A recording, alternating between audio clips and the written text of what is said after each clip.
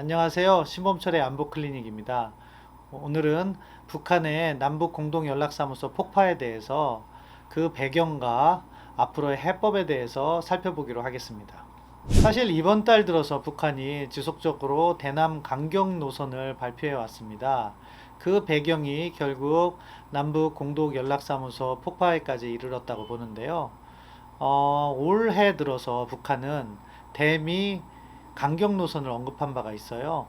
대미 정면 돌파전이라고 이야기했는데 그렇기 때문에 강경한 대외 전략 기조를 유지할 것으로 보았습니다. 그 배경으로 볼 수 있는 것은 1차적으로는 북한의 경제난, 그리고 북한에 뿌려진 전단이 북한 내부의 불안정을 야기할 수 있다는 김정은 정권의 판단, 그리고 이 과정에서 한국 정부에 대한 불만이 누적돼서 공동연락사무소 폭발까지 이르렀다고 생각합니다. 왜 그냥 없애도 되는데 꼭 폭발을 시켰어야 되는가?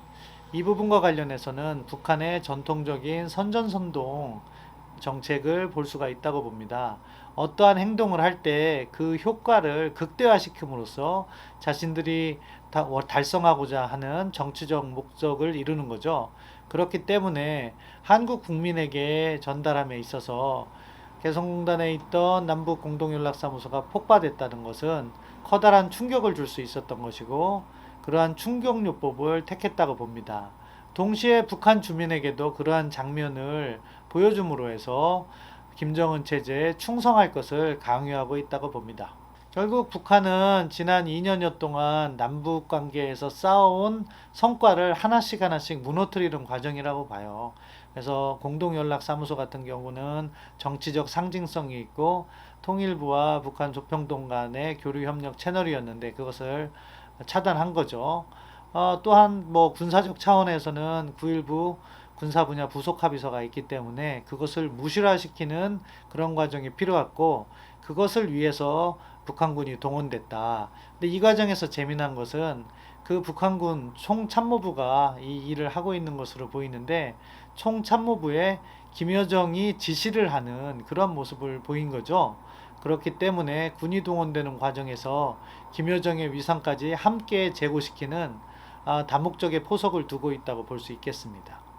이미 북한이 이야기해온 것을 하나씩 실현하는 과정에 있을 거라고 생각합니다. 지금까지 북한이 밝힌 내용을 보면은 남북 공동 연락사무소를 갖다가 폭파해 버리겠다고 했는데 정말 폭파했죠. 그 다음에 개성공단과 금강산 등의 군부대를 갖다가 진출시키겠다고 했습니다. 아마 그것도 곧 이어서 할 겁니다. GP에 북한군이 다시 진출하는 판문점 정상회담의 결과로 사실 2018년 가을에 11개의 GP를 철거했는데 그 지역에 다시 북한군을 전개할 가능성이 높다고 보고요. 서해나 군사분계선 지역에서 군사훈련을 할 가능성이 있고, 또 삐라를 살포하겠다고 이야기를 했기 때문에 그 가능성도 매우 높다고 봅니다. 이러한 북한이 이미 이야기한 것은 단계를 밟아가면서 전개할 것으로 봅니다. 그 다음의 조치는 우리의 대응에 따라서 북한이 선택할 것으로 보이는데, 그것은 우리의 대비태세가 얼마나 잘 갖춰져 있느냐가 관건이라고 생각합니다.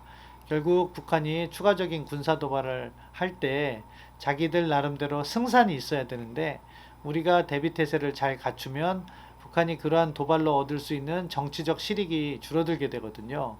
따라서 추가적인 도발에 대비하는 우리의 자세가 중요하다고 봅니다. 트럼프 대통령이 최근 들어서 북한 문제를 입에 담지 않고 있습니다. 그런데 만약 북한이 ICBM이나 SLBM 발사를 한다면은 그때는 트럼프 대통령으로서는 곤혹스러운 상황에 처하게 되는 거죠. 북한을 무력으로 공격하는 것은 확정 가능성 때문에 선택할 수 없는 옵션이고, 그렇다고 해서 그것을 그대로 방치해 둔다면 트럼프 대통령의 대북 정책이 실패했다고 이렇게 비판받게 될 겁니다. 그렇다고 해서 북한에게 양보를 하게 된다면 더 큰 비난에 휩싸이겠죠. 따라서 트럼프 대통령 입장에서는 지금 북한 문제를 가능하면 평가절하하고 그런 상황에서 대선을 치르고 싶어 할 겁니다. 이 점을 또 역으로 북한이 파고들면서 공략을 할 거기 때문에 앞으로 몇 달 남지 않은 미국의 대선 기간 동안 북미 관계도 다양한 변수들이 등장할 것으로 보입니다. 사실 우리 정부의 아쉬운 점은 북한의 전반적인 의도를 정확하게 파악하지 못했다는 거죠. 남북 관계가 실질적으로 발전하기 위해서는 우리에게 최대 위협이라고 할 수 있는 북한 핵 문제의 실질적 해결이 동반돼야 되는 건데, 지난 2년여 동안 사실 핵 문제에 있어서 별다른 진전을 거두지 못했던 거죠. 그럼에도 불구하고 우리 정부는 북한 김정은 위원장의 전략적 결단을 이야기하면서 비핵화의 결단을 내렸다는 섣부른 판단을 하게 된 거죠. 그러면서 남북 관계가 실질적으로 진전되고 있다는 평가를 내렸었는데, 그것이 아니라는 것이 이번에 남북 공동연락사무소 폭파에 따라서 잘 증명됐다고 봅니다. 따라서 이렇게 너무 이상적이거나 희망적인 대북 정책을 전개하는 것은 더 이상 필요하지 않다고 보고요. 북한의 의도를 파악하고 현실에 기반한 대북 정책을 전개해야 된다고 봅니다. 금년 한 해 북한의 다양한 도발이 예상되기 때문에 군사적 대비태세를 강화하는 것이 중요하다고 보고요. 동시에 북한 문제를 풀기 위해서는 남북 관계뿐만 아니라 한미 관계라든가 한중 관계를 잘 활용해야 되는데, 그쪽 부분의 노력을 조금 더 강화할 필요가 있다고 봅니다. 그렇게 함으로써 미국을 통해 중국을 통해 북한의 추가 도발을 예방하는 것이고, 결국 비핵화 협상을 재개하는 여건을 조성하는 것이 중요하겠죠.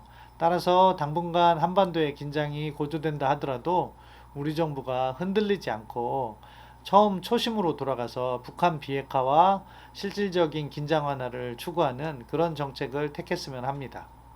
이상으로 신범철의 안보 클리닉을 마치겠습니다. 구독, 좋아요.